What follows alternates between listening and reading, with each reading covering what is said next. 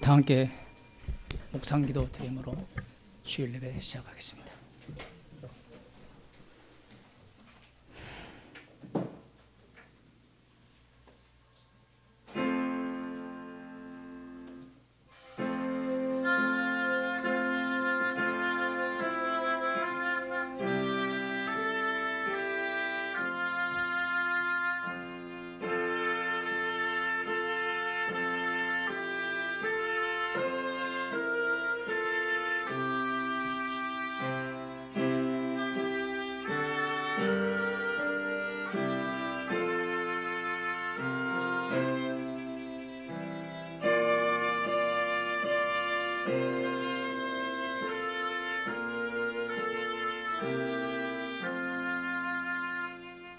다 같이 사도신경으로 신앙 고백하시겠습니다.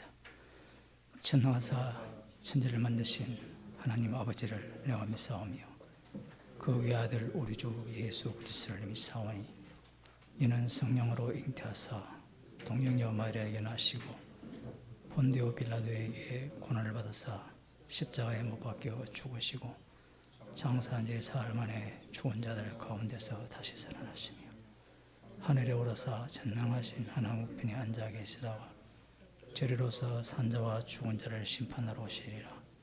성령을 믿사오며 거룩한 공예와 성도가 서로 교통하는 것과 죄를 사하여 주시는 것과 몸이 다시 사는 것과 영원히 사는 것을 믿사옵나이다. 아멘. 하나님 말씀 잠언서 24장 1절에서 2절 말씀입니다.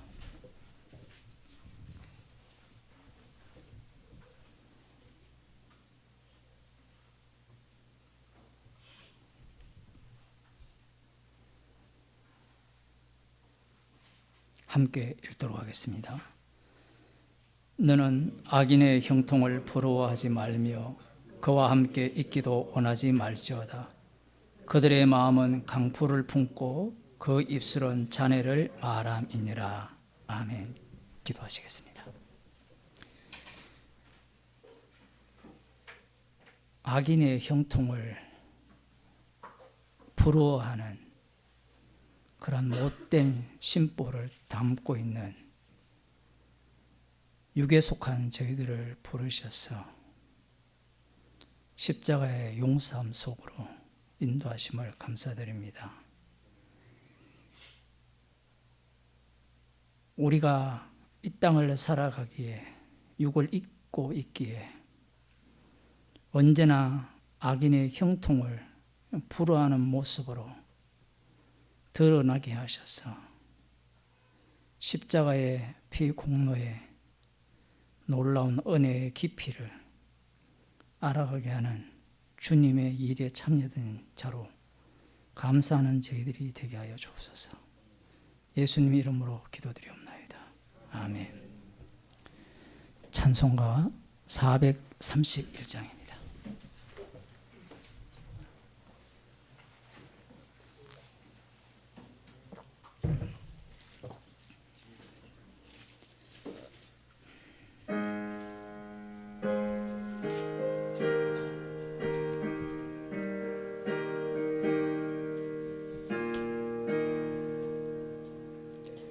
내 주여 뜻대로 행하시옵소서. 온 몸과 영혼을 다 주께 드리니 이 세상 고락간 주 인도하시고 날 주관하셔서 뜻대로 하소서. 내 주여 뜻대로 행하시옵소서. 큰 근심 중에도 낙심케 마소서. 주님도 때로는 울기도 하셨네. 날 주관하셔서 뜻대로 하소서. 내 주여 뜻대로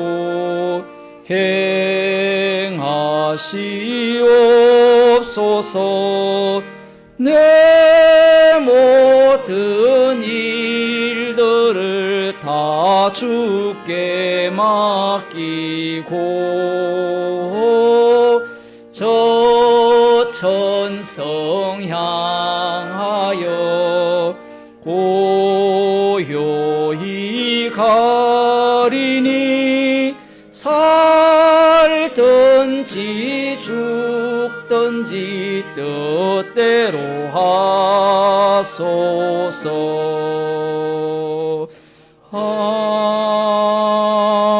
아멘. 512장입니다.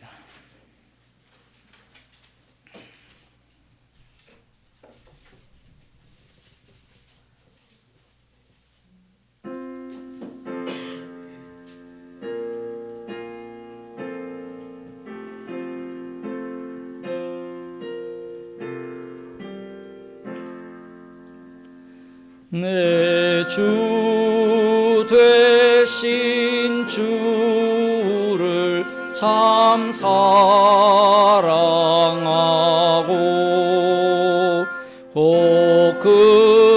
그에게 죄를 다 고하리라.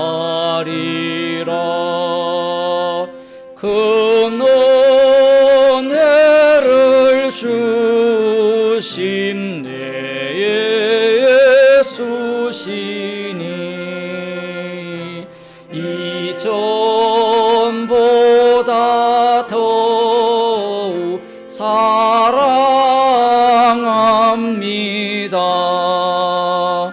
주 날 사랑하사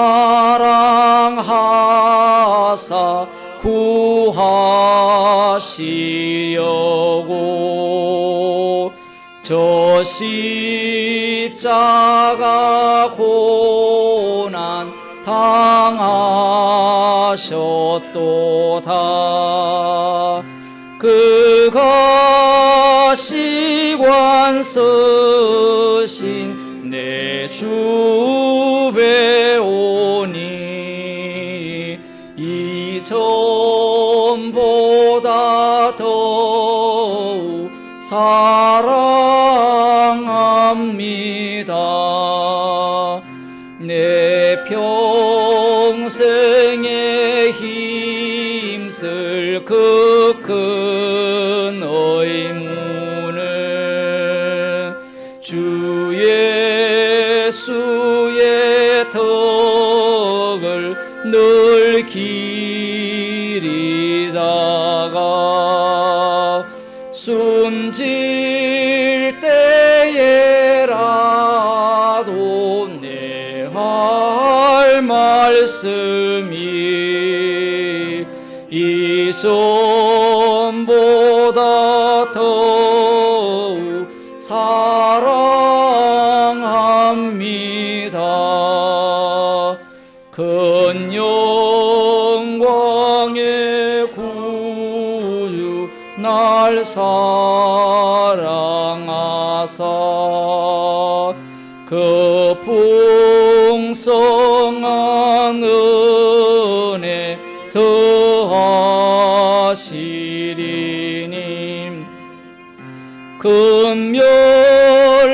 금멸유관 쓰고 늘 찬송할 말 이전보다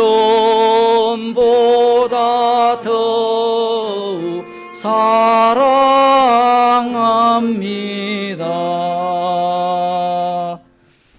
하나님 말씀 시편 59편 14절에서 17절 말씀입니다.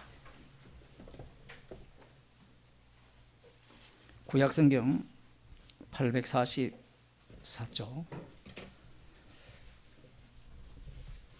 짧기 때문에 함께 읽도록 하겠습니다.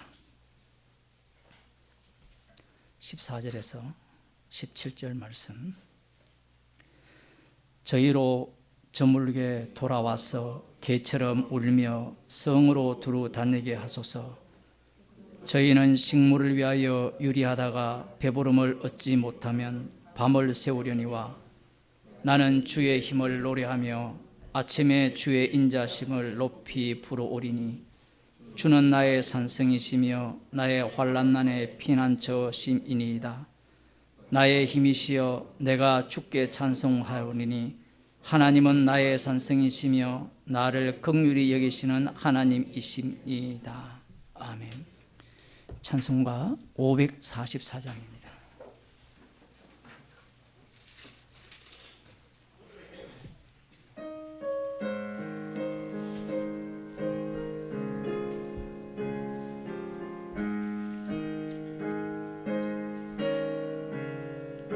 잠시 세상에 내가 살면서 항상 찬송 부르다가 날이 저물어 오라 하시면 영광 중에 나가리. 열린 천국 문 내가 들어가 세상 짐을 내려놓고 빛난 면류관 받아 쓰고서 주와 함께 다스리리. 눈물 골짜기 더듬으면서 나의 갈 길 다간 후에 주의 품 안에 내가 안기어 영원토록 살리로다. 열린 천국 문 내가 들어가 세상 짐을 내려놓고 빛난 면류관 받아 쓰고서 주와 함께 다스리리. 나의 가는 길 멀고 험하며 산은 높고 골은 깊어 고난 나의 몸 쉴 곳 없어도 복된 날이 밝아오리. 열린 천국 문 내가 들어가 세상 짐을 내려놓고 빛난 면류관 받아 쓰고서 주와 함께 다스리리. 한숨 가시고 죽음 없는 날 사모하며 기다리니 내가 그리던 주를 배울 때 나의 기쁨 넘치리라. 열린 천국 문 내가 들어가 세상 짐을 내려놓고 빛난 면류관 받아 쓰고서 주와 함께 다스리리. 기도하시겠습니다. 십자가 지신 주님께서 우리의 산성과 방패가 되시기에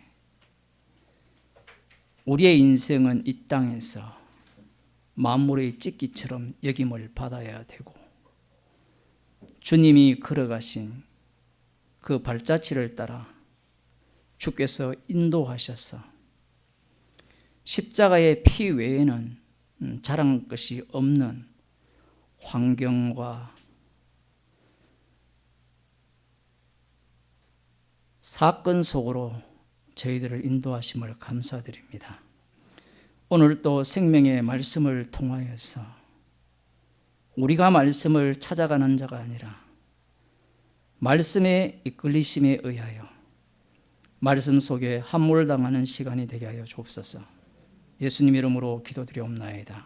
아멘.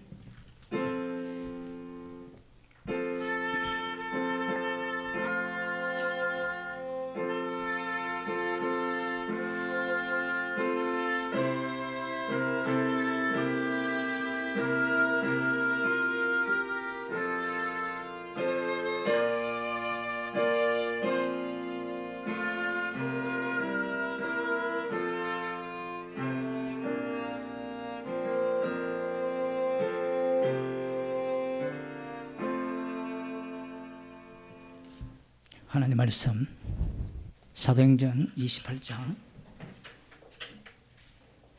14절에서 11절에서 16절까지 보도록 하겠습니다. 제가 광고 올린 것과 약간 다릅니다. 사도행전 28장 11절에서 16절 말씀.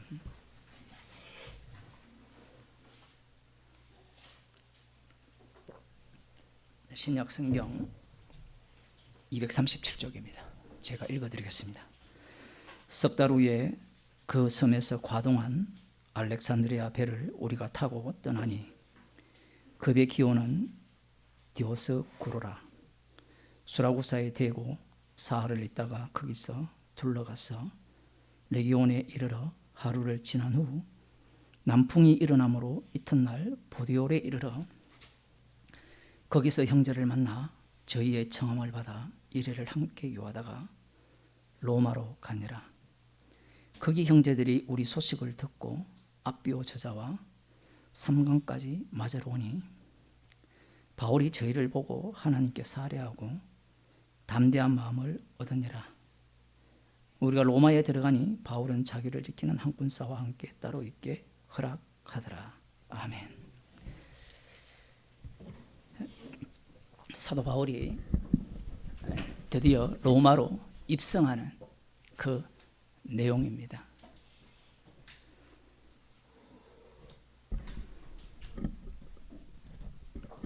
보디올에서 형제들을 만났죠.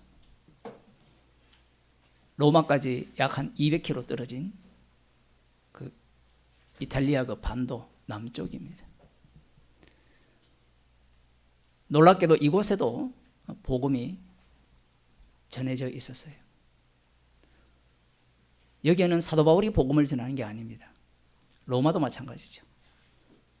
우리가 아는 로마서는 사도 바울이 로마에 도착하기 3년 전쯤에 보낸 서신이에요. 3년 전쯤에 로마서를 보냈으니까 그 로마서를 로마에 있는 교회가 읽었을 것이고 그 당시에는 기본적으로 이렇게 돌려보는 서신이기 때문에 이 보디올에 있는 형제들도 봤을 겁니다. 로마서를 읽고 그 어떠한 시비를 걸지 않는 형제들이 바울을 영접한 겁니다. 지금 이 말이 중요해요. 미리 말씀드리면 오늘날 로마서를 해석하는 방식이 수도 없거든요. 근데 그들이 로마서를 해석하면서 하나가 됩니까? 사람들은 그 생각을 안 하죠. 사도행전을 읽으면서 그러려니 이렇게 생각을 해요. 사도 바울의 로마서를 우리 한번 해석해 볼까요? 여러분 각자. 오늘 처음 오신 분도 계시지만 오랫동안 공부한 분들 있잖아요. 각자 한번 해석해 볼까요?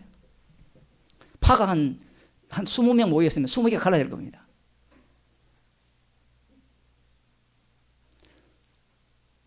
성령께서 함께하지 아니하면 갈라져요. 지금 로마로부터 형제들이 사도 바울을 환영하기 위해서 앞비오 저자와 삼강까지 맞으러 왔다, 이렇게 이야기를 합니다. 우리가 볼 때는 당연하다 이렇게 생각을 하잖아요. 제가 중국에서 건너올 때 여러분이 공항까지 마중을 왔잖아요. 무슨 마음으로 왔는지는 저는 몰라요. 그 마음은 저와 함께 지내면서 서서히 드러나게 되거든요. 어쨌든 이들이 지금 환영을 했습니다. 그 아비오 저자는 그 유명한 사람, 이 사람이 독일의 유명한 고속도로 아우토반 같은 거 로마로 향하는 길을 닦은 거예요. 표현을 하면 이 길 이름이 뭐 아비오 도로인데, 이 아비오 광장까지 오늘날로 말하면 고속도로 가면 휴게소, 로마에서 한 65km 정도 떨어져 있어요. 65km 같으면 여기서 천안까지는 좀 너무 멀고 어느 정도 됩니까 여기서? 만만치 않죠. 우리 김 집사님 여기서 거리가 한 65km, 50km 좌우죠. 별로 멀리서 오는 것도 아닌데. 우리 전 집사님은 기차 타고 오셨잖아요. 그 재지 마세요. 새벽 5시 반에. 이 아비오 저자라는 곳까지 마중을 왔다는 것은 대단한 겁니다. 왜 대단한 거면, 여러분이 로마서를 읽어봤다면 그 로마서를 읽으면서 아멘할 사람이 과연 몇 명이 되느냐 얘기예요. 근데 지금 시기가, 계산을 한번 해봅시다. 지금 로마 교회가 언제쯤 생겼을까요? 오순절날 성령 받은 이후에 이 유대인들이 흩어진 자들, 그 중에 믿는 자들이 있죠. 지금 로마에 보면 로마 교회의 이 주 멤버들은 이방인들일 가능성이 높고요.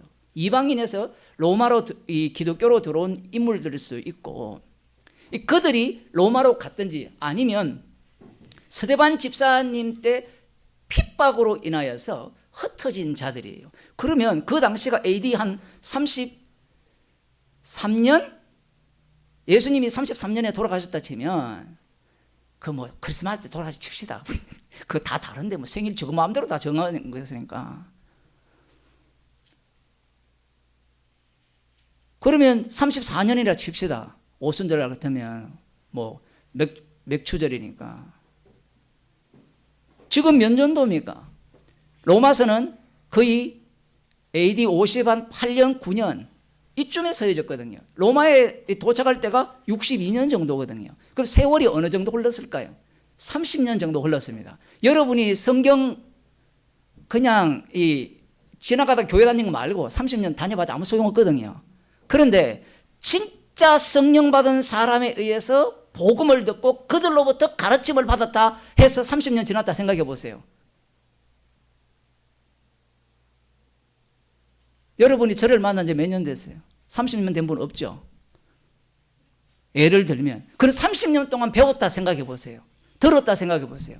그 수준이 어느 정도일까요?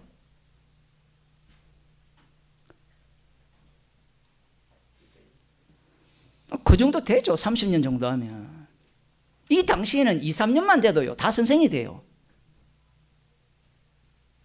날마다 모이기를 힘썼기 때문에.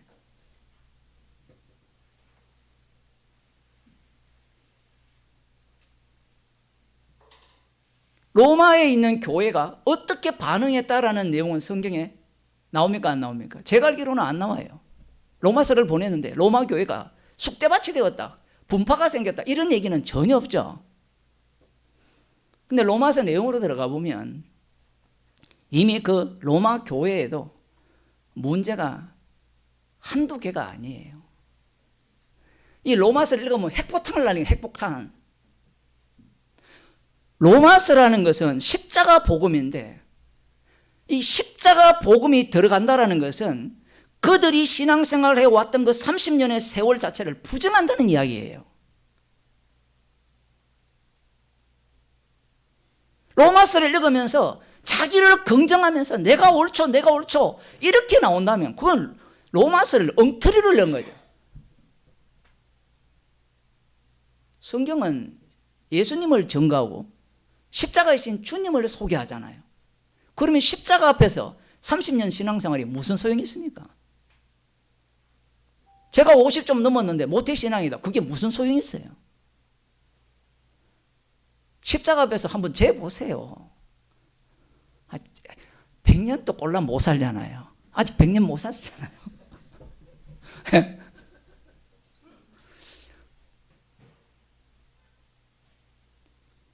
그 100년 또 못 살았는데 우리 장로님 70이시고 아니 앞으로 계속 70으로 가잖아. 80대 가지고 그 얼마 살았어요 그게.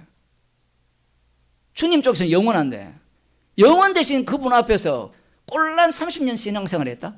100년 했다? 교회가 무슨 짓을 해요? 교회 설립 100주년, 200주년 이게 무슨 짓이에요? 우리 잘났다 이야기거든요. 거기에 또 누구를 집어넣습니까?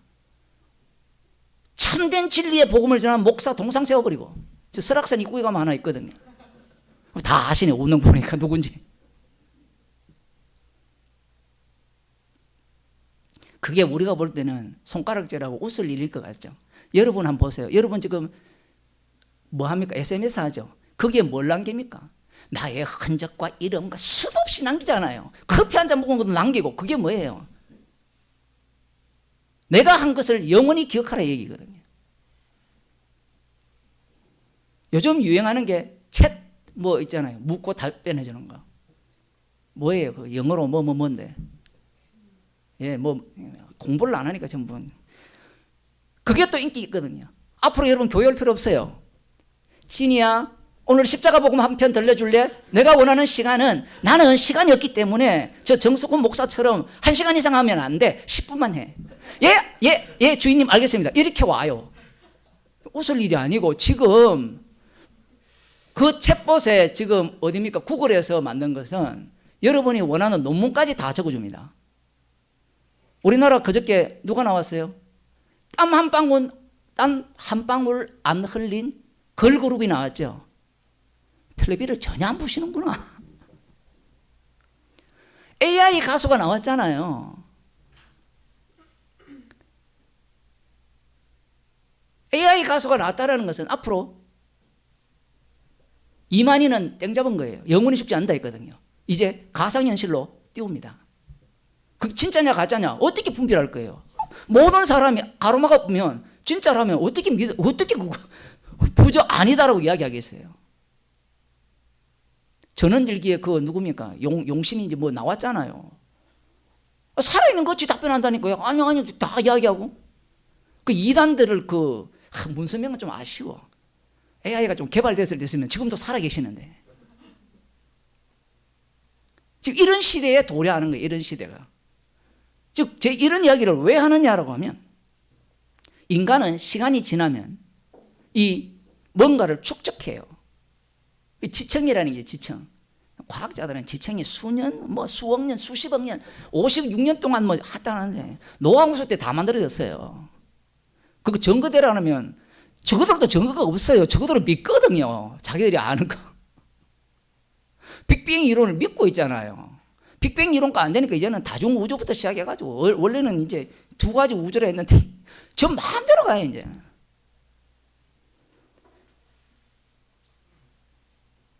그러한 어떤 이 살아온 세월의 흔적들이 사여지는 겁니다.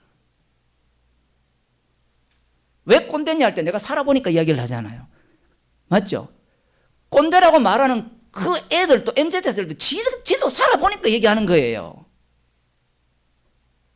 1살 난 애가 그런 말 왜 합니까? 꼰대란 말 안 하거든요. 2살 달라고 바쁘지.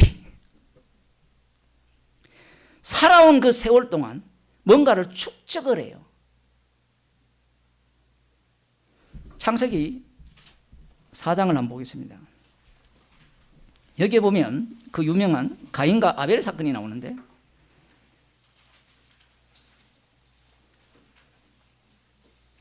(2절에) 보면 그가 또 가인의 아우 아벨을 낳았는데 아벨은 양치는 자였고 가인은 농사하는 자였더라. 세월이 지난 후에 이 세월이 어느 정도 흘렀을까? 성경은 답변하지 않습니다. 이런 것들이 성경이 굉장히 신비롭고요 묘한 내용이에요. 왜 세월이 흘렀다 이렇게 표현할까요? 네 마음대로 생각하라는 겁니다. 네 마음대로. 네 마음대로 생각해도 인간은 어떻게 생각하는가? 그것이 1년이 흘렀던 100년이 흘렀던 이 당시에 나이가 많았으니까 예를 들어 500년이 흘렀다 칩시다. 그 정도 흘렀을 때 때마침 제사 드리고 싶었어요. 제사 드리고 싶은 마음이 왜 생겼을까요? 왜 생겼을까요? 여기에 대한 답변을 들어보신 적 있나요? 왜 생겼는가 하면요, 선악과 먹기 때문에 그래요. 나름대로 선을 찾아야 되거든요. 그 선의 방식이 뭐냐? 자기 입장에서 최선을 다하는 겁니다. 아벨은 아벨 입장에서 최선을 다했고, 가인은 가인 입장에서 최선을 다했어요. 또 이렇게 이야기하는 또 배운 사람이 히브리서에는 가인은 기름으로 이렇게 드렸는데, 이 주님의 해석법을 이야기하기 전에 먼저 이 이야기를 하지 않으면 어떤 문제가 발생하는가 하면 아벨의 죄가 안 나와요. 자기가 살아오보니까 이 방식이 하나님께 제사 드리는 방식에서 최고예요. 아벨도 마찬가지고 가인도 마찬가지인데, 최고라는 말은 이 제사와 제물 자체를 자기의 어떤 이 자기와 동일시하는 겁니다. 여기에 대해 하나님께서 아벨과 그 제물은 받으시고 가인과 그 제물은 안 받았어요. 여러분이라면, 여러분이 만일에 가인이라면 화가 날까요, 안 날까요?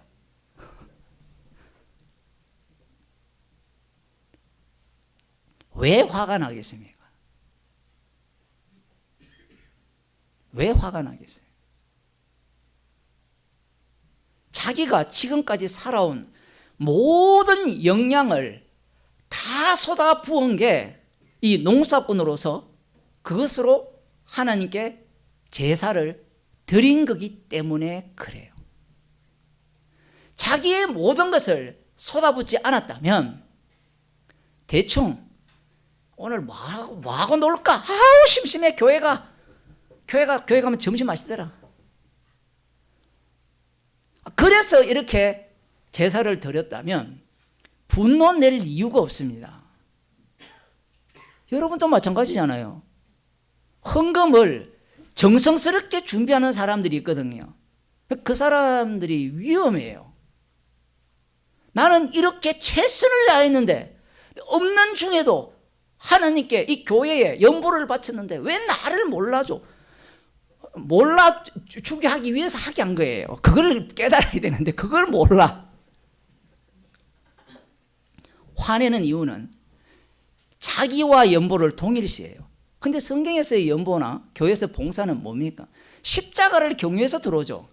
그죠? 너 죽으라고 연보하게 하고, 너 죽으라고 말씀 중심으로 모이게 하는 거예요. 성경을 읽게 하는 이유도 마찬가지예요. 너 안개야. 십자가만 남기기 위해서 너는 잠시 살다가 없어져야 돼. 그걸 말씀하시기 위해서 우리에게 은사를 주셨는데, 그 은사를 받아놓고 그 은사를 뭘로 사용합니까? 자존심 세우는 걸로. 왜 나 몰라줘? 인간은 성령의 은사조차도 자기의 이름을 위해서, 자기 영광을 위해서 사용하는 거예요. 그래서 나온 넷플릭스 드라마 제목이 더 글로리아. 알아요? 송혜교 나오는. 영광은 누구에게 돌려라? 복수하는 나에게 돌려라. 그 아벨이 가인이거든요. 가인. 모든 인간이 누구를 꿈꿔요? 송혜교를 꿈꿉니다. 왜? 선악과를 잡수셨기 때문에. 선악과를 잡섰는데 왜 송혜교를 꿈꾸느냐 할 때는 나 외에 다른 신을 섬기면 안 돼요. 그런데 타인들은 모두가 다 누구를 섬기고 있죠? 똑같이 나 외에 다른 신을 섬기지 말라고 하기 때문에 모두가 다 나의 대적들이죠. 그러니 그들의 모든 하나하나가 나를 해롭게 하고 나를 공격하기 때문에 복수는 누구의 것이 돼야 되죠? 나의 것이 돼야 됩니다. 그래서 더 글로리를 누구에게 돌려라? 가인에게 돌려라. 성도들이 그 드라마를 보면 원수 갚는 것은 내게 있으니 진노하심이 맡기라.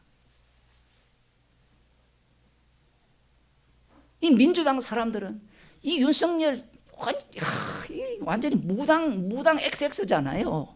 그런데 주님은 뭐라고 합니까? 원수 갚는 것은 내게 있으니 진노하심이 맡기라. 또 이렇게만 이야기하면 또 화를 내잖아요. 국민의힘 쪽에서. 이재명 완전히 범죄자. 거기에도 원수 갚는 것이 내게 있으니 진노하시는 것 같아요. 이게 통하겠습니까? 가인에게 이게 통하겠습니까? 가인이 왜 이렇게 분노를 하느냐 이게. 심심해서 정성을 안 들여서 했다면 분노할 이유가 없어요.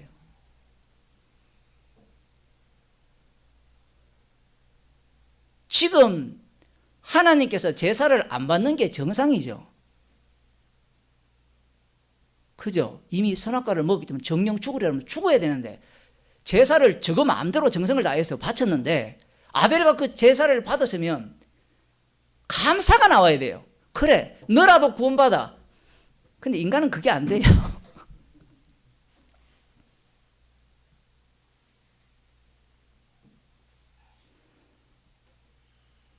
주님이 하시는 일에 대해서 인정을 못하는 겁니다. 시비를 거는 거예요. 주님이 그들의 정성 속으로 꿰뚫고 들어오니까 반발이 팍 일어나는 겁니다. 반발이. 민수기 21장에 보면요, 이스라엘 백성들이 광야길을 지났는데 21장 21절입니다. 이스라엘이 아모리 왕 시온에게 사자를 보내어 가로되 우리로 당신의 땅을 통과하게 하소서. 우리가 밭에든지 포도 위에든지 포도원에든지 들어가지 아니하며 우물물도 공히 마시지 아니하고 우리가 당신의 지경에서 다 나가기까지 왕의 대로로만 통행하리이다 하나 시온이 자기 지경으로 이스라엘의 통감을 용납하지 아니하고 그 백성을 다 모아 이스라엘을 치러 광야로 나와서 야하스에 이르러 이스라엘을 치므로. 길 좀 내달라. 여러분 같으면 내주겠습니까? 지나가는 숫자가 몇 명입니까? 200만 명이에요. 왜 안 내줍니까? 이곳은 나의 피와 나의 땀과 나의 정성으로 만들어진 성인 거예요. 너 아무 노력 없이 나의 혜택을 받는다? 이런 것들은 용납할 수가 없는 거예요. 심지어는요, 이스라엘 백성들 보면 거저 받았는데 거저 줄 줄을 몰라요. 약속의 땅에 들어가서 11조 제일 먼저 끄는 게 11조예요.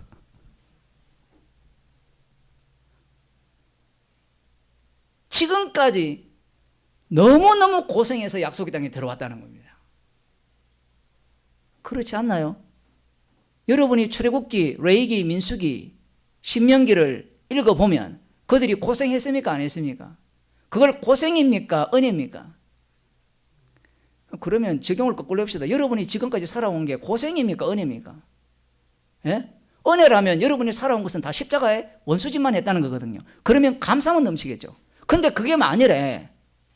고생이라면 뭐죠? 그 다음 뭘 기다리죠? 보상을 기다리겠죠. 보상. 아마 그 보상을 기다리는 사람이 천국도 갈 일도 없겠지만 진짜 주님이 계신 천국에 간다면요, 깽판을 칠 겁니다. 깽판. 왜냐하면 내가 면류관 하나 못 받으려고 지금까지 세상에서 개고생했느냐 이 소리 할 거예요. 이미 받을 거 다 받았는데.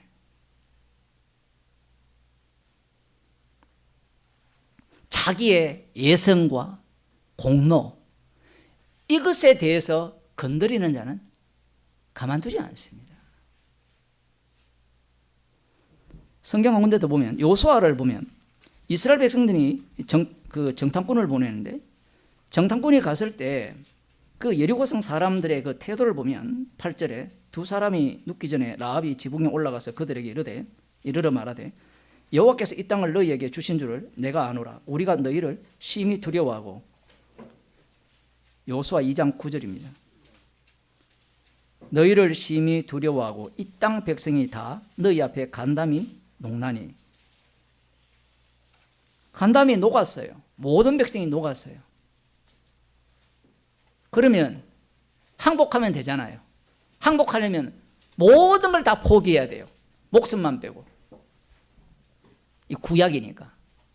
신약에는 항복하면 목숨까지 내놔야 되죠. 그런데 이 기생 라합만이 항복을 했거든요. 이게 가능하냐라고 하면 불가능합니다. 아니 목사님, 전쟁을 할 때 미리 투항하는 사람들이 있잖아요. 그 일제시대 때 이 권력이 어디서 나오는지 일본에서 나온다. 빨리 갈아타야 되거든요. 바보처럼 뭡니까? 독립운동한다고. 거기 하면요 개고생합니다. 지금까지 개고생하거든요. 모든 권력과 돈을 누가 갖고 있습니까? 그 일제시대 때 행세한 사람들이 다 갖고 있잖아요. 그러니까 여러분이 국가를 위해서 희생하면 안 돼요. 처음 들었습니까? 자기를 위해서 살아야 돼요. 그런 사람들이 있지 않습니까? 라고 이야기를 하면 있죠. 그러면 이 기생 라합도 이 세상에서 일어날 수 있는 일을 했잖아요. 맞아요. 그런데 육에 속한 자들은 그렇게밖에 안 보여요. 뭐가 안 보입니까? 어린 양의 피가 안 보이는 거예요. 그게 이스라엘 백성들의 착각이었습니다. 자기들이 광야를 지나오면서 여호와께서 인도하실 때 그들 전체를 피로 덮었거든요. 피로. 그들의 눈에는 구름과 불기둥이 보였지만 사실은 전체를 뭘로 덮었어요? 피로 덮은 거예요. 피로. 피가 아니면 그들은 처음부터 다 진멸당해야 돼요. 출애굽 세대뿐만 아니라 그 이후 세대도 다 진멸당해야 됩니다. 의인은 없나니 하나도 없는데 여호와께서 동행하는데 어떻게 살아남습니까? 기생 라합은 현실 속에서 그걸 보게 되었고, 놀랍게도 야고보서는 이 믿음을 이야기하죠. 믿음은 자기 소유가 아니잖아요. 주님께서 이 기생 라합에게 이러한 사실을 보게 한 거예요. 보게 하니까 자기를 부정해 버리는 거예요. 우리 식구만 살려주세요 라고 했지 않습니까? 이 자체가 자기를 부정하는 거예요. 안 믿으시는 분위기인데 자기 가족 살기 위해서 항복한 거 아니에요. 언약의 백성은 죽기 위해서 항복하는 겁니다. 그런데 왜 나머지 여리고성 사람들은 똑같은 소문과 들었고 간담이 다 녹았는데 왜 항복하지 않느냐? 여리고성 지금도 그 유적지를 보면 대단하다 그러잖아요. 그러면 그걸 그 성에서 자기들이 집 한 칸 마련하기 위해서 오늘도 집사님하고 차 타고 오면서 이 대한민국 대단한 것 같다. 저 아파트 분양 하나 하는데 10몇 억인데 우리나라 연봉 1억 받는 사람이 별로 안 많은데 근데 집집마다 다 10몇 억, 20억이야. 도대체 저 집을 누가 사? 중국처럼 한 사람이 100채 사고 200채 산 사람이 뭐 있는지 모르겠지만 안 드러나겠죠. 아무리 계산해도 답이 안 나오거든요. 근데 그런 집을 샀는데 그 집을 떠날 마음이 있겠어요? 뼈 빠지게 평생을 그 집을 사기 위해서 바쳤는데. 그러니까 집 사지 마세요. 그냥 월세 사시고요. 물론 돈 있는 사람은 집을 사시고 어차피 떠날 건데. 목사님 월세 자꾸 오르면 어떡합니까? 걱정하지 마세요. 지금 인구 변화가요. 노인들만 가득하기 때문에 2021년도에는 사망자 출생자 비율이 거의 뭐 1대 1.5 정도 되면 2022년도에는 죽은 사람이 3배예요. 5만 명이 태어나고 한 17만 명이 죽었어요. 그럼 원래는 더 많이 돌아가셔요. 왜냐하면 노인들이 가득하기 때문에. 태어난 사람이 없어요. 그럼 그 노인들 다 죽으면 다 빈집이에요. 이제 좀비들만 가득할 거예요. 앞으로 돈 없는 사람들은, 집 없는 사람은 서울역 거기서 노숙 하는 게 아니라 빈집에 들어가서 살아버리면 도시가 엉망이 되겠죠. 뭐 이건 제가 그냥 하는 이야기고 뉴욕도 지금 그런 사람들 때문에 난리잖아요. LNG 뉴욕이지. 자기가 그렇게 피땀 흘려 만든 것들을 포기할 수 있느냐 이게. 포기 못하죠. 그 포기 못하는 걸 가장 잘 보여주는 게 유산을 자식에게 물려주는 거예요. 이 DNA이기 때문에 무조건 이건 나의 다른 나는 영원해야 돼. 어떻게 그렇게 살아가는 사람이 이 자기를 부인할 수 있겠냐 이 얘기입니다. 불가능하죠.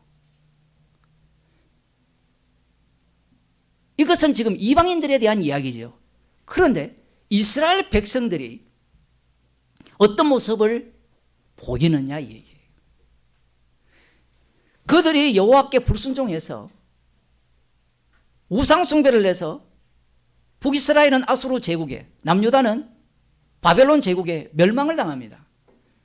70년 만에 성전이 다시 건립이 됩니다. 그러면 정신을 차려야 되죠. 정신을 차려야 되잖아요. 수요 예배 설교 안 들으신 분들은 꼭 들으세요. 정신을 차려서 뭘 만들어냅니까? 예수님 당시에 유대교를 만들어냅니다. 인간이 어떤 신앙생활을 취하더라도 유대교에서 못 벗어나요. 그게 종말입니다. 그래서 성도는 유대교에서 못 벗어났다는 걸 인정하는 자예요. 나는 저들과 달라. 나는 유대교인들과 달라. 그렇게 하는 자들은 성경을 전혀 모르는 자입니다. 그들이 그 정도로 얻어 터졌으면 회개하고 회개해서 말씀대로 살려고 하죠. 그렇게 했습니다. 그렇게 하니까 자기가 더욱더 어떻게 돼요? 강한 고체가 되는 거예요. 회개하고 회개했으니까. 새벽기도 10년 다닌 사람들을 보면요, 이거는 바늘로 찔러도 피 한 방울 안 날 사람들이에요. 왜? 내가 10년 동안 새벽기도 한 번도 안 빠졌다는 겁니다. 십자가 외에는 잘할 것이 없어야 되는데. 그리고 11조 한 30년 한 사람들, 저희 어머니는 돌아가실 때까지 11조를 했거든요. 저희 어머니는 그런 얘기 안 하는데 저희 아버지 같은 경우는 내가 얼마나 11조를 열심히 했는데, 주님은 네 목숨 낸다라 하는데, 그런데 그렇게 한 사람들은 자기를 포기 못해요. 자기 부인을 못해요. 물론 주님께서 긍휼히 여겨주실 때만 그게 가능한데, 유대인들이 말씀 중심으로 살고 11조를 하나도 안 빼먹습니다. 박하와 해안가 근처의 11조는 뭔가 하면요, 길 가다가 100원 주었죠. 100원 중에 10분의 1을 11조 하는 겁니다. 집에 꽃이가 날아왔어요. 마당에. 거기에 그 허버가 핀 거예요. 그 허버를 따가지고 10분의 1을 드리는 자들이에요. 왜냐하면 말라기를 잊지 않거든요. 잊지 않기 때문에 11조를 바치면 하나님의 창고가 어디입니까? 성전 안에 11조를 갖다 놓는 창고가 따로 있어요. 여러분이 집구석이 아니고. 목사들이 사기를 쳐가지고, 그리고 성전에 대한 의미를 모르니까 거기에 창고가 넘친다라는 것은 곧 레인들이 먹을 것이 넘치고, 그리고 제사장들이 그것도 10분의 1을 받으니까 그들이 먹을 것이 넘치죠. 그러면 레인과 제사장들은 희생물 기능을 하잖아요. 죽은 자로서 제사 드리는 자들이에요. 그들에 의해서 이스라엘에게는 축복이 주어지거든요. 그런데 이걸 어떻게 바꿔버립니까? 창고에 가득가득 채워요. 채워서 축복이 주어지니까 그 축복의 원천은 생각하지 않고 그 축복이 나에게 주어진다고 생각한 거예요. 근데 그 나가 누군가 하면 이스라엘이에요. 하나님이 선택한 백성, 나라예요.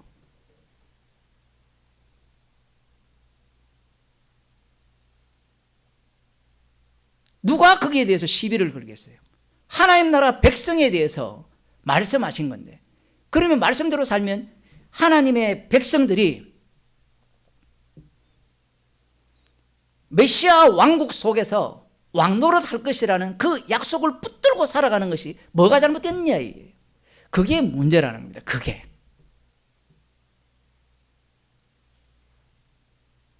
그러면 이 기간이, 수요일도 그런 얘기했지만 400년이잖아요.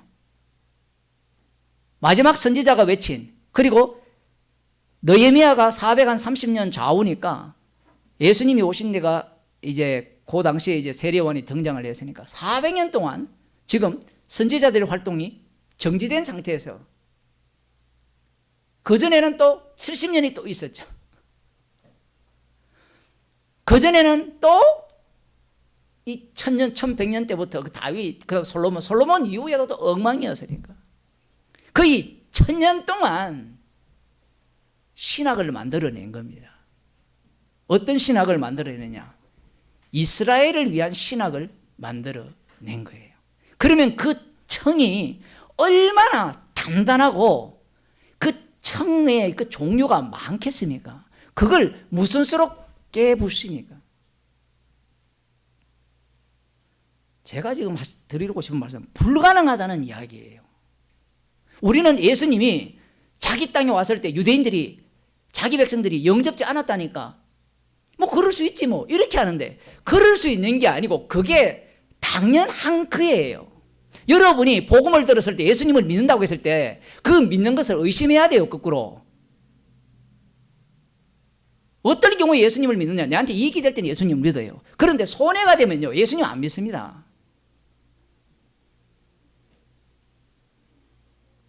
고3 때 입시 치는데 누가 교회 옵니까? 부모가 먼저 너 교회 오지 마라 하잖아요. 우리는 교회 오라 그러는데 너 학원 가지 말고 교회 와 이러는데 교회가 그렇게 된 지 수십 년이 흘렀잖아요. 그러니까 젊은이들이 교회 옵니까? 대학 가면 술 마시고 노래하고 뭐 춤도 추고 뭐 별별 걸 다 하니까 뭐 그보다 재밌는 세상이 없거든요. 교회에서 아무리 악기 해봤자 그거는 저기 오케스트라 가면 아무것도 아니에요. 그러니까 대형교회는 아예 그걸 만들어내죠. 근데 그거 아무나 들어갑니까? 그것도 줄도 있어야 되죠. 돈까지 줘야 될지 모르겠어요. 그 동네는 아무나도 못 들어가거든요. 또 어떤 데는 그거 가면 또 생계도 유지되잖아요.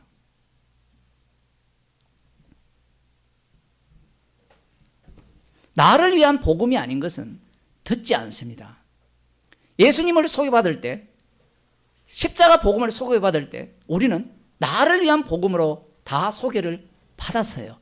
맞죠? 예수님을 믿으면 천국 갑니다. 주 예수를 믿으면 너와 내 집이 구원을 얻습니다. 모두가 다 너와 나. 찬송가도 전부 나잖아요. 심지어는 우리 사도신경에 나오는 내가 미사오며 나오죠. 전나가사 천지를 만드신 하나님을 내가 미사오며. 또 이렇게 하니까 또 복음 안다는 사람은 또 뭐라고 하냐면 거기에 왜 내가 믿는다고 그 얘기 자기 부인해야 되지 않느냐. 자기를 부인하려면 내가 나와야 돼요. 주소 들은 것만 있어가지고 비난만 하려고 비난만.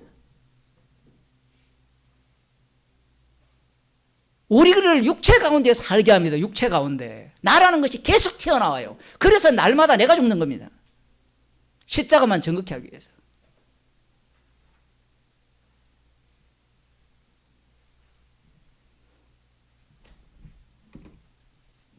누가복음 4장을 한번 보겠습니다.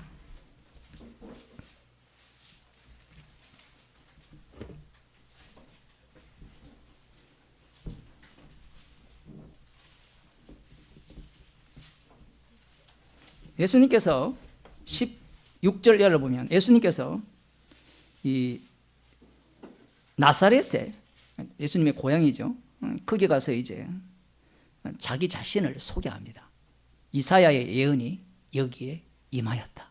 주의 성령이 내게 임하였으니 이는 가난한 자에게 복음을 전하게 하시려고 내게 기름을 부으시고 나를 보내사 포로된 자에게 자유를 눈먼 자에게 다시 보게 함을 전파하며 눌린 자를 자유케 하고 주의 은혜의 해를 전파하게 하려 하심이라 하였더라. 이 말씀을 알아듣는 인간 없어요.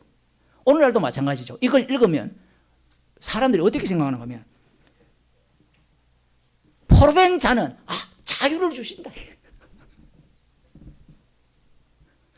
그 다음 나오는 게 눈먼 자는 보게 한다.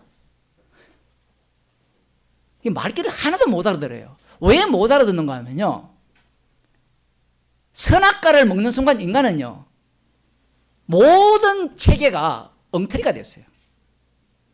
심지어는 아담이 직접 이름을 지었잖아요. 동물들이 이름을 지었잖아요. 그죠? 근데 선악과를 먹은 이유는 그 이름 자체가 원래 의미를 잃어버리게 돼요. 이 말의 의미는 나중에 인간이 이름을 지을 때마다, 오늘 오야 목사님 이름을 지을 때마다 인간들은 자기의 의미를 거기에 부여해서 재해석을 다 해버립니다. 원래 아담이 지은 이름은 주로 인하고 주로 말미암고 주께로 돌아가는 이름이었어요. 근데 선악과를 따먹은 이후에는 모든 것이 나로 인하고 나로 말미암고 나에게로 돌아가는 거예요. 그걸 계속해서 쌓는 겁니다. 선지자들이 이사야가 이 예언을 줬죠. 예언을 줬을 때 이 유대인들은 똑똑하거든요. 똑똑하니까 이 말씀의 의미는 이러이러할 것이라고 연구하거든요. 날마다 상고합니다. 날마다 상고했는데 결론은 자기 구원이거든요. 자기 행복이에요.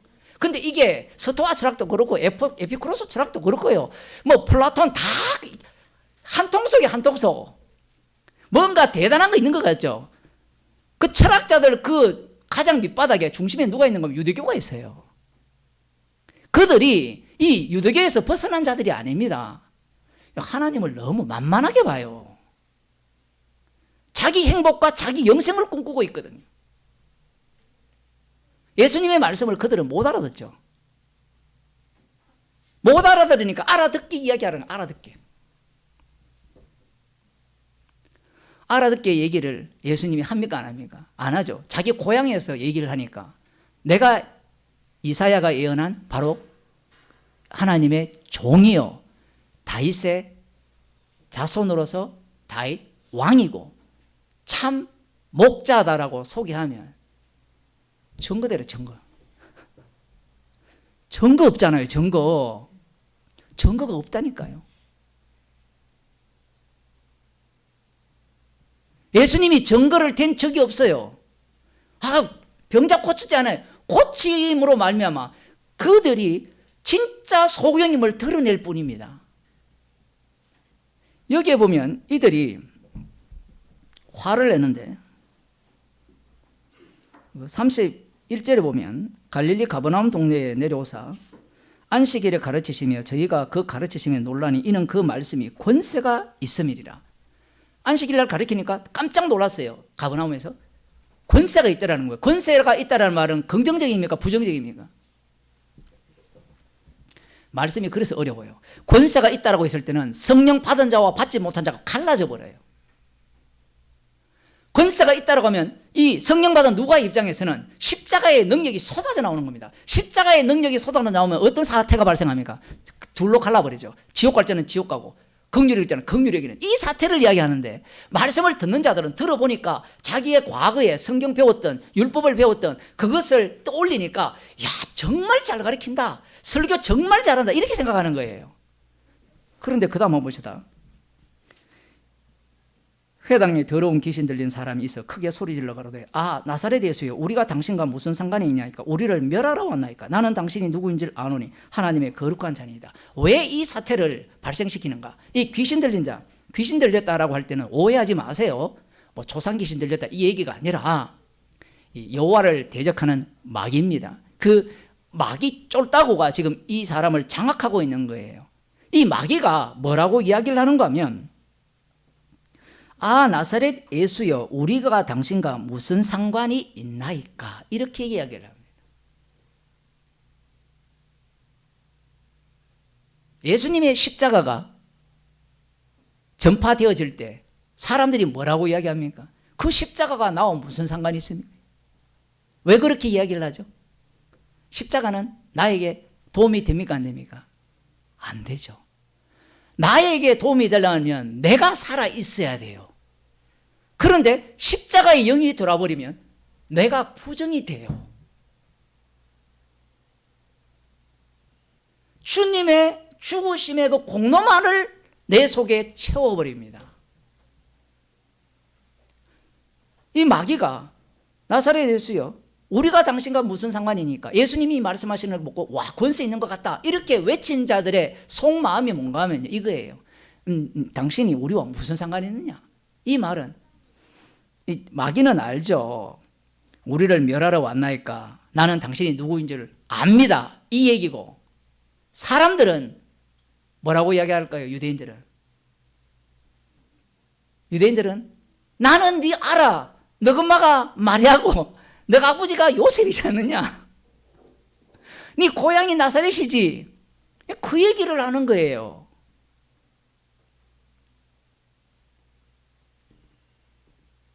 그러면서 네가 우리를 망하게 하려 왔느냐? 이렇게 나와요.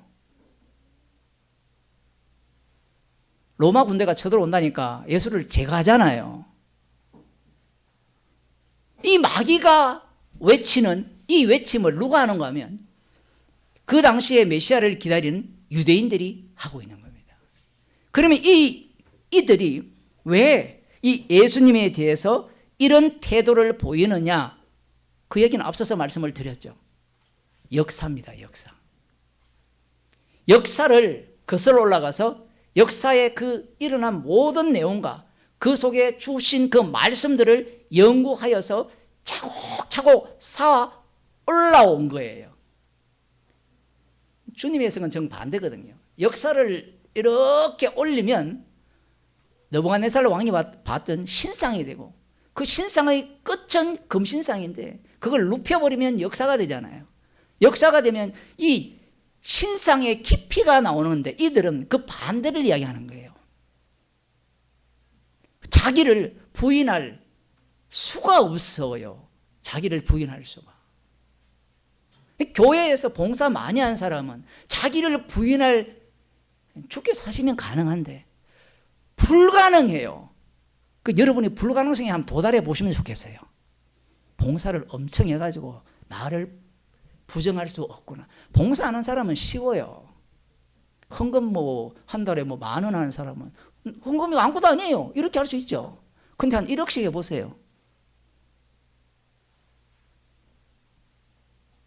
교회 안 모일 때는 기존 교회에 대해서 엄청난 비난을 가는데 모여보니까 어떻습니까?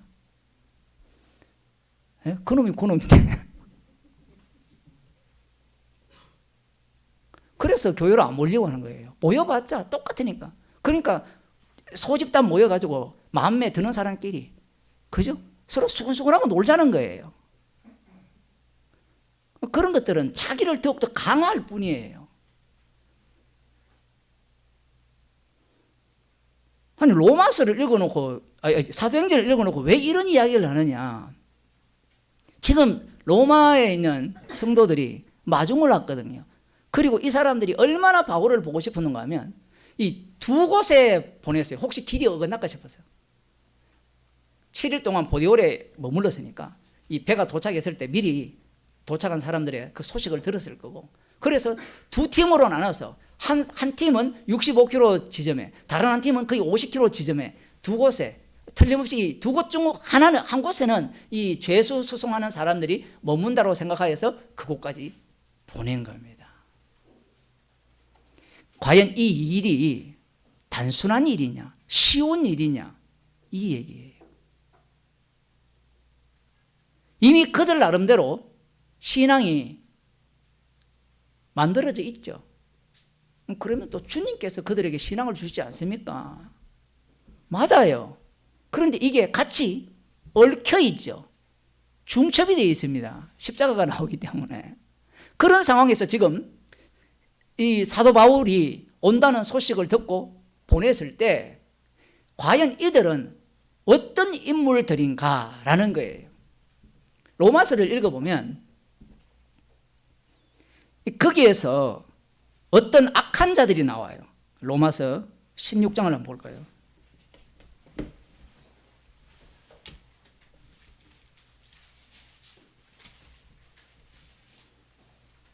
17절입니다.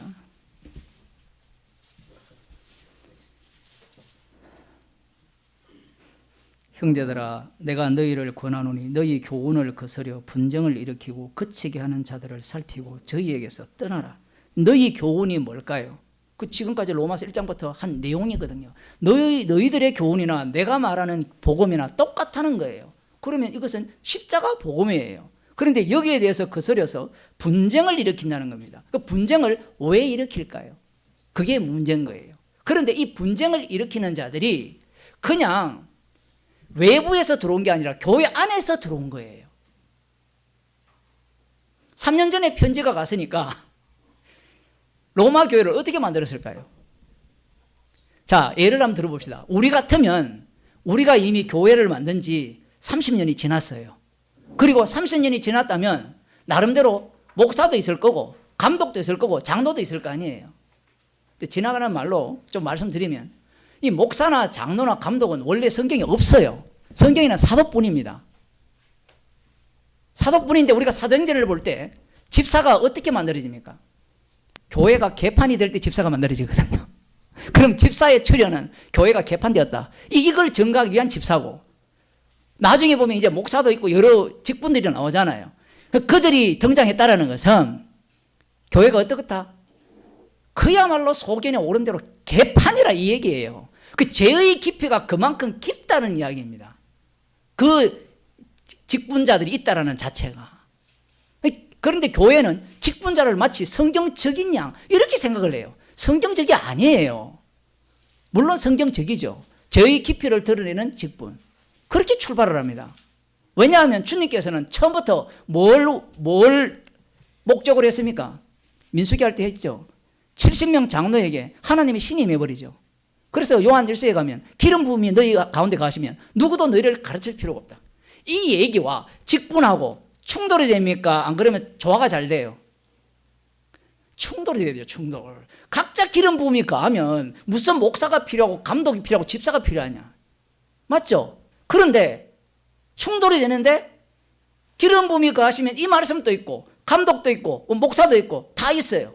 그럼 이건 무슨 얘기예요?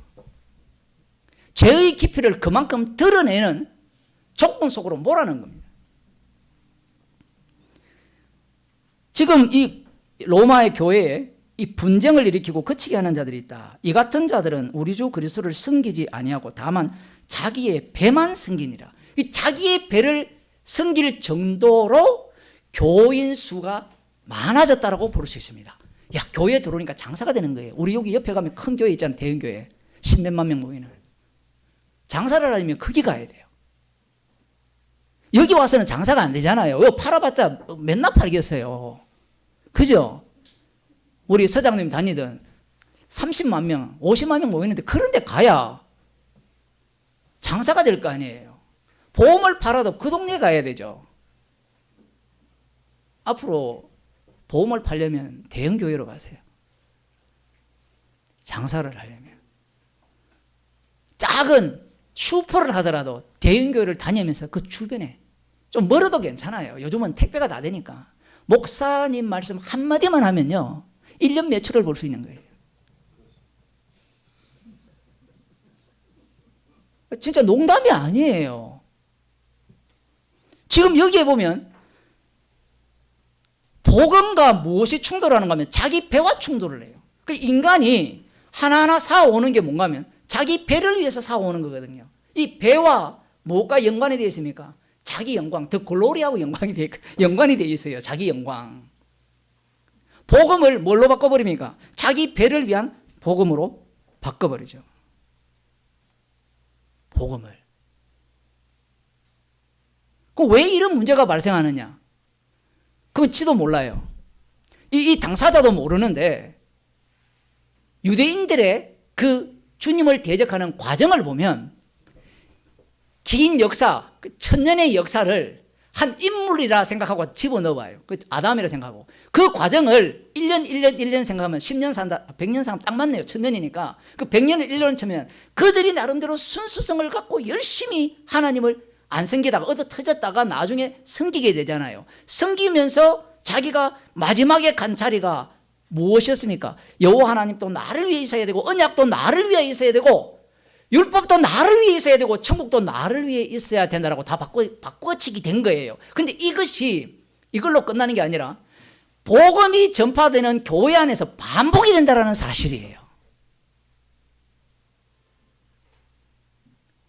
주님의 피로 사신 교회니까 이런 일이 반복되면 안 되지 않습니까? 라고 말하는 사람은 자기 구원 중심을 펼치는 이 자기 배를 위한 복음으로 보기 때문에 그래요. 미리 로마서의 주제를 말씀드리면 로마서는 십자가 복음을 이야기하는 거예요. 구원을 어떻게 얻느냐? 구원 이야기를 하는 게 아니에요. 로마서를 제대로 봐버리면 교회가 쑥대밭이 돼요. 왜 그러냐고 물으면 예수님이 공생의 기간에 활동을 하니까 그 유대 땅이 어떻게 돼버리죠? 본디오 빌라도가 어떻게 돼요? 쑥대밭이 되잖아요. 어둠으로 확 드러나잖아요. 복음이 전파된다는 것은 어둠으로 드러나는 거예요. 오늘 교회에 와서 나 위로받아야지, 나 챙김받아야지, 그건 복음이 아니에요. 그런 것은 절간에 가시고요, 옆에 한 10몇 명 모이면 그런 데 가셔야 돼요.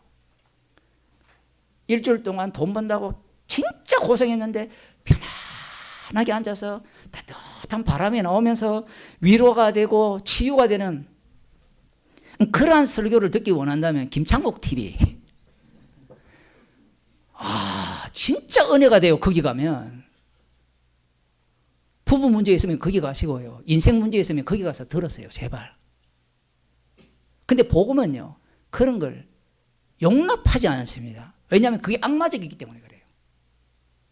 그 사람이 하는 이야기는 모든 인간을 위로하고 치료하는 거예요. 근데 십자가 복음은 너 위로받을 자격 없다는 얘기예요.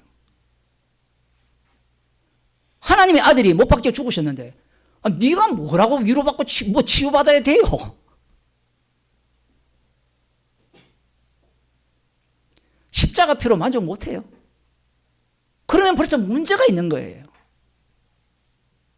주님, 이 문제는 해결해 주셔야 되죠. 기도해보세요. 기도하셔야 돼요. 그래야 네 은혜가 네게 족하다는 응답을 주시거든요. 또 의도적으로 그 성경 빼지 말고 그 성경 딱 펴놓고 기도하세요. 주님, 제 지금 너무 가난하기 때문에, 워낙 우리 교인들 중에 진짜 힘든 사람들이 많으니까, 너무 힘드니까 주님 불쌍히 여겨주소서라고 기도하세요. 아니, 목사님 또 기도 안 듣는다면서 왜 또 하라 그럽니까? 말귀를 못 알아들으니까 뭐 어쩔 수 없습니다. 기도하면 은혜가 족하다고 할 거 아니에요. 대답이, 응답이. 그러면 또 인간은 또 교만하니까 나 응답하라. 그 기도 안 해. 그러니까 은혜를 모르죠. 감사가 안 나와요, 기도하는 인간은. 저쪽 교회가 엉뚱한 기도를 막 하니까 우리는 엉뚱한 기도 하지 말자고 주장하는데, 맨날 돈 벌었으면 좋겠다, 예? 집값이 확 내렸으면 좋겠다. 우리 교인 중에 집안 열채 있는 분 계십니까? 그럼 집값이 이래 내리면 안 돼, 확 올랐으면 좋겠다. 맨날 기도하잖아요. 얼마나 가식적입니까? 주님이 그거 몰라요? 왜 이런 문제가 발생합니까? 선악구조 때문에 그래요. 나름대로 복음을 안답시고 복음 세계로 들어올 때 선과 악을 구분해서 들어오거든요. 이거 오라, 저게 오라. 그럼 남는 게 뭐밖에 없는 거면 옳은 것밖에 안 남아요. 근데 십자가 앞에서는 옳은 것이 다 죄예요. 더 놀라운 것은 사도 바울이 자신이 그렇게 성령을 받아서 봉사를 했는데 자기를 뭐라 합니까? 죄인 중에 개수라예요. 대화가 안 돼요, 대화가. 여러분이 만일에 성령의 은사를 받아서 설교를 했다, 그러면 그걸 뭐라고 하겠어요? 주께서 하게 하셔서 복음을 전했습니다. 어림없는 소리 하지 마세요. 물론 그 말도 맞죠. 맞기 때문에 뭘로 흘러가야 돼요? 십자가로 흘러가야 돼요. 왜냐하면 인간은 옳음을 추구하기 때문에 그렇습니다. 이 로마에 있는 성도들이 마중을 왔다는 것은 불가능한 이야기예요. 상대가 어떤 사람입니까? 서신서를 거의 다 썼죠. 디모데전후서 빼고는 다 썼거든요. 그러면 상대가 고수 중에 고수죠. 그러면 이 교회에 고수가 있을까요, 없을까요? 있죠, 당연히. 저도 그렇게 생각해요. 세상에 진짜 복음을 전하는 고수들이 많을 거라고 생각을 해요. 그래서 두려워야 돼요. 왜냐하면 주님이 보내신 소자가 가장 무서운 사람이니까. 오늘 소자 한 분 오셨잖아요. 그러면 좀 복음하는 사람은 네가 뭐 알아? 이래 나오거든요. 이 태도가 무슨 태도예요? 나는 지청이 굉장히 두껍고 단단하다, 이 얘기거든요. 주님의 말씀을 하나도 못 알아듣는 거예요. 지식이 깊어지면 복음을 안다. 그럴 것 같으면 이 성경 공부 모임만 하면 돼요. 모임만. 제가 계속해서 공격을 하는 게, 이게 개혁주의와 그다음 개혁주의를 본받은 자들이 신천지고 본받은 자들이 다락방이거든요. 이 교육을 철저하게 합니다. 교육을 철저하게 한다는 것은 뭘 배제하겠다고 했습니까? 성령을 배제하겠다는 거예요. 또 이렇게 얘기하면 교육 빼고 성령 또 이렇게 가는 인간이 있는데 말귀를 못 알아듣죠. 이 로마에 있는 이들이 나름대로 고수들이 다 있지만 바울을 영접한다는 것은 십자가 앞에서 죄인이 됐기 때문에 그래요. 죄인이 되니까 나는 아무것도 아니에요. 상대를 보는 겁니다. 30년 동안 복음 전하면서 고생했잖아요. 그럼 우리 같으면 이야 진짜 고생했고 얘먹었네. 근데 이들의 눈에는 안경이 하나 딱 깨었어요. 주님 올라가셨네.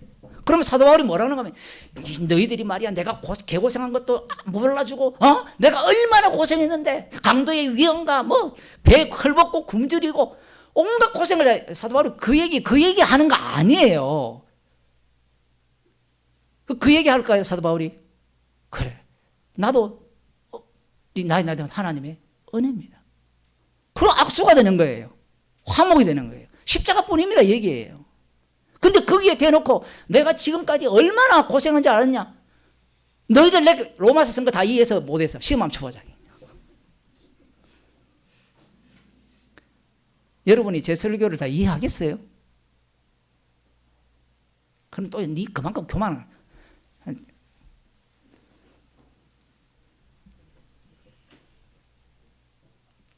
시기 안 봐도 돼요. 아직 끝날 시간 아니에요. 오늘 처음 오셔가지고 로마 성도들이 이렇게 마중을 왔다는 것은 주께서 역사하셨기 때문에 그래요. 이런 일은 불가능합니다.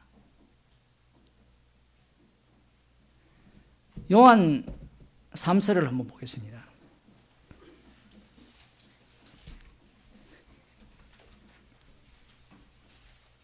여러분이 아셔야 되는 것은 지금 이 사도행전 안에 모든 서신서가 들어있다라고 보셔야 돼요. 아마 어떤 사람들은 사도행전 그 본문을 읽었으면 그 앞뼈 저자가 어떻고 뭐 어떻고 거리가 어떻고 뭐 이걸 알기를 원하는데 그거 알면 지옥 갑니다. 그거 알아서 천국 갈 일이 아니에요. 복음이라는 것은 이게 계시거든요. 복음이라는 것은 이 말씀 속에 신구약이 다 담겨 있어요. 그렇게 지식으로 접근하는 자는 길을 잃게 만들어 버려야 돼요. 요한 3서에 보면 희한한 사람이 등장을 하는데 로마에 있는 성도들은 바울을 기쁘게 영접했는데 이 동네 사람은 영접을 안 해요. 5절에 사랑하는 자여 네가 무엇이든지 형제 곧 나그네 된 자들에게 행하는 것이 신실한 일이니 저희가 교회 앞에서 너희 사랑을 증거하였느니라. 네가 하나님께 합당하게 저희를 전송하면 가리로다. 이는 저희가 주의 이름을 위하여 나가서 이방인에게 아무것도 받지 아니함이니라. 돈벌이 하기 위해서 복음을 전하는 자들이 아니고 이 당시에 나그네들이 꽤 많았습니다. 복음을 전하는 나그네들. 오늘날은 뭐 목사들이 다 이미 정착을 해버렸죠. 안정적인 직업이 되었잖아요. 특히 이제 위임 목사 제도가 만들어지는 순간 목사의 직은 항구직이 되었죠. 교인들 혹시 아세요? 원래는 그냥 담임 목사였어요. 제가 알기로는. 담임 목사이기 때문에 공동 의료를 통해서 얼마든지 그 목사를 우리 교회 여기까지 하시고 이제 그만하세요 하면 내보내면 됐어요. 그런데 어느 순간 위임 목사를 합니다. 위임 목사가 되면 여러분이 아무리 쫓아내고 싶어도 못 쫓아냅니다. 100% 가결을 해도 못 쫓아내요. 그런 시대에 접어들었거든요. 그러니까 이번에 제가 설날에 어떤 분을 만났는데 그분은 보수적이죠. 그런데 이제 이 간증을 하는데 지금 그 농촌교회가 쑥대밭이 된다는 거예요. 왜 쑥대밭이 되느냐? 이제 목사들이 다 나이 먹어 늙어가지고 그만둘 때가 되었거든요. 세월이 그 정도 흘렀잖아요. 제 나이가 벌써 50 얼마니까. 그죠? 그러면 거의 70에 이제 정년이고 이렇게 되면 이렇게 흘러가면 위임 목사이기 때문에 쫓아내지도 못해요. 항구직이기 때문에. 그러면 나갈 때 돈 내놔라 하거든요. 그 농촌 교회에 3억 내놔라 그려보세요.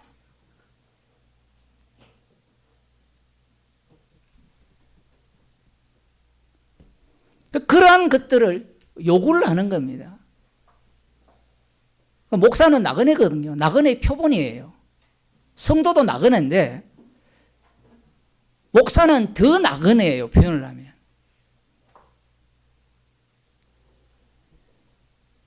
복음을 전하는 나그네들을 영접하는 자가 있었어요. 근데 이건 굉장히 위험합니다. 왜 위험한가 하면요. 복음을 전한다는 것은 복음이 전파되면 나를 긍정할까요? 부정할까요? 십자가를 이야기하기 때문에 아무리 신앙생활을 잘해도 십자가 앞에서는 죄인이 돼요. 그러면 이 나그네를 영접하고 싶겠습니까? 하기 싫은 거예요. 그런데 영접하는 자들이 있는 거예요. 신기하죠? 이게 주님의 일이에요.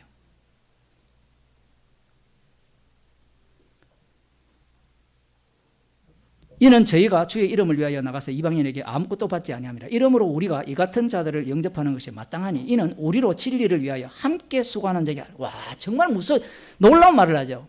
수고는 누가 하죠? 진리를 위해서? 나그네들이 하는데 그들을 영접하는 것이 어떤 일이다? 함께 수고하는 일이다. 빌립보서 4장에서는 함께 주님의 핍박에 참여하는 것을 연보라 해요.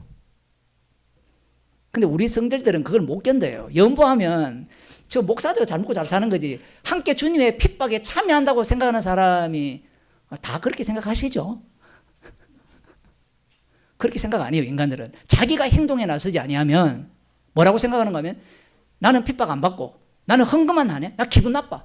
그러니까 내가 나서겠다. 그러니까 목사하는 사람 한둘이 아니거든요. 그런 사람, 복음 전하는 사람 한 사람도 못 봤어요.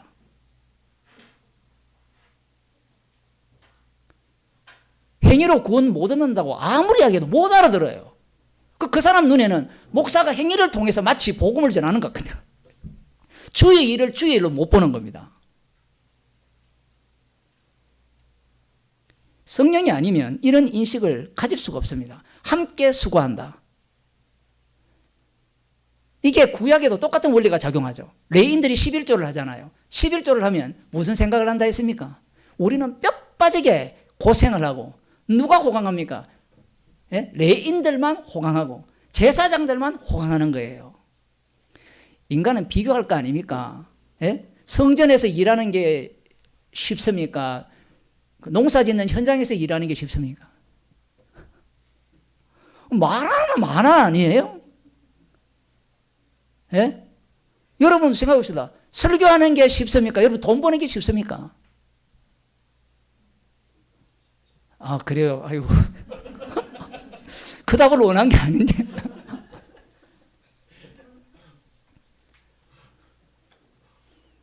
주님께서 일하는 방식이 이렇습니다. 그런데 여기에 보면 내가 두어자를 교회에게 썼으나 저희 중에 어떤 되기를 좋아하는 디오드레베가 우리를 접대하지 아니하니. 왜 디오드레베가 접대하지 않는가 하면 어떤 되기를 좋아한다는 거예요. 그러면 디오드레베의 이 신앙 수준이, 신학 수준이 낮을까요? 높을까요? 높죠. 택도 없는데 지가 볼 때는 높은 거예요. 지가 볼 때는. 사도 요한이 볼 때는 이거 완전 초짜 중에 초짜예요. 지금 복음을 전혀 모르는 거잖아요. 그런데 자기의 인식 체계로는 굉장히 신앙 수준이 높은 겁니다. 신앙 수준이 높기 때문에 누구를 용납하지 않습니까? 나그네를 여기 우리를 접대하지 않는다. 사도 요한을 접대하지 않는다는 거예요. 만일에 우리 교회에 사도 요한이 온다 하면 제가 접대할까요? 안 할까요? 자, 이 질문 저라는 자리에 여러분을 집어넣어 보세요. 신방을 안 받는 이유가 목사가 신방 가면 저주를 퍼부을까 싶어가지고 신방을 요청 안 하잖아요. 마찬가지예요. 십자가라는 자체가 나는 죽어마땅하고 십자가 지신 주님만을 증거하기 위해서 우리의 인생을 끌고 간다는 내용을 갖고 오거든요. 그 때문에 이 디오드레베 같은 경우에는 악한 마음이 생겼죠. 자기도 이럴 줄 몰랐어요. 이렇게 생기는 이유는 딱 하나예요. 교회를 해보니까 이렇게 생기는 거예요. 교회하기 전까지는 자기도 이럴 줄 생각도 못했어요. 교회 봉사를 하기 전까지는 자기가 얼마나 탐욕적이고 자기 중심적인가를 알지 못해요. 이렇게 하면 난 다 알아요. 은혜 받았어요. 그 아는 거는 관람용이라 했잖아요. 저기 해발 제일 높은 그 에베레스트 산입니까? 히말라야 산. 나 등산 다 해봐서 이야기하는 사람하고 똑같아요. 근데 한번 가보세요. 예? 여러분이 한 5,000m만 올라가 보세요. 숨 차서 죽습니다. 저 같은 성질은 이 천천히 올라가야 되거든요. 산소가 적을 때는. 성질 급하니까 다 올라가. 그게 이론이거든요. 이론. 주님이 사건 속으로 집어넣으면 당해야 되는 겁니다. 그래서 우리가 민수기를 지금 계속 살펴보고 있잖아요.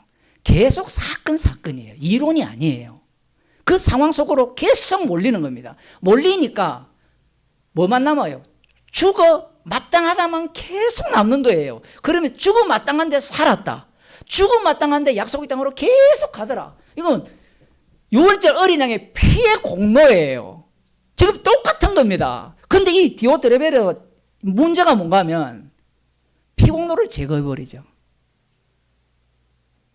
그래서 어뜸이 되려고 하는 겁니다. 교회에서 대장하려고 하고. 그래서 교회에 가면 성가대장, 멋진 대장들이 다 있잖아요. 그거 하고 싶어 안달이잖아요. 여러분, 대형 교회는 권사하기가 하늘의 별 따기입니다. 아세요? 돈은 기본적으로 있어야 되고요. 돈 없으면 안 되고. 인지도도 높아야 되고요. 조건이 까다로워요. 저희 누나가 한 60 넘었는데 이번에 권사 피택을 받았대요. 교회가 좀 커요. 뭐 서울에 비하면 안 큰데. 하늘이 별 따기.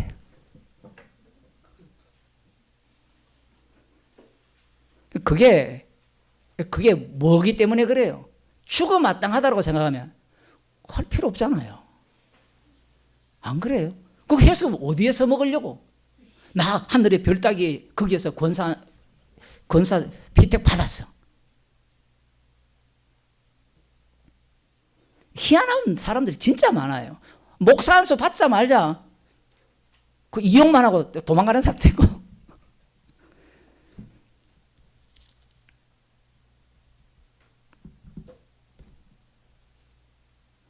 저가 악한 말로 우리를 망령되이 폄론하고도 유의 부족하여 형제들을 접대치도 아니하고 접대하고자 하는 자를 금하여 교회에서 내어 쫓는다다. 이 정도로 권력을 가진 겁니다. 이 사람이 이 정도로 권리를 행사한다는 것은 교회 안에 무엇이 있어요? 그만큼 힘을 가졌다는 겁니다. 그렇다면 이 로마 교회가 우리가 생각을 해보면 바울을 영접했잖아요. 그러면 바울의 편지서기의 전과 후를 한번 상상을 해봅시다. 성경에는 안 나오기 때문에. 그러면 이 편지로 인하여서 교회에서 어떤 일이 일어났을까요? 알 수는 없지만 복음 자체는 갈라버립니다. 만일에 이런 사람들이 있었다면 바울을 대적하겠죠. 디오드베레 같은 사람이 있었다면 바울을 대적할 것이고, 또한 만일에 바울의 서신을 통하여서 주께서 그를 깨닫게 했다면 죄인이 되면서 복음 속으로 합류를 했을 겁니다. 우리가 지금 이 로마 교회가 바울을 영접하는 이 모습을 만만히 봐서는 안 돼요. 예수님이 자기 땅에 오면 자기 백성이 영접지 않았잖아요. 예수님이 뭐라 했습니까? 나를 영접하는 것이 곧 소자를 영접하는 것이 곧 나를 영접하는 것이다. 이렇게 말씀을 하신 거예요. 이 일은 성령이 아니고서는 불가능합니다. 기도하시겠습니다. 하나님 아버지, 주께서 친히 저희들을 인도하시기에, 죄인 만드시기에 서로 영접하는 자로 만나게 하심을 감사드립니다. 십자가만 밝히 보이게 하시고 죄인으로 드러나는 즐거움을 저희들에게 허락하여 주옵소서. 내가 쌓아온 것들이 복음 앞에 다 무너지게 하시고 부정당하게 하셔서 십자가의 피 공로만 가장 높이 보이게 하여 주옵소서. 주 예수 그리스도의 은혜와 하나님 아버지의 크신 사랑과 성령의 교통하심이 소자를 영접하는 주의 백성 되기를 소원한 주의 백성에게 축원하옵나이다. 아멘.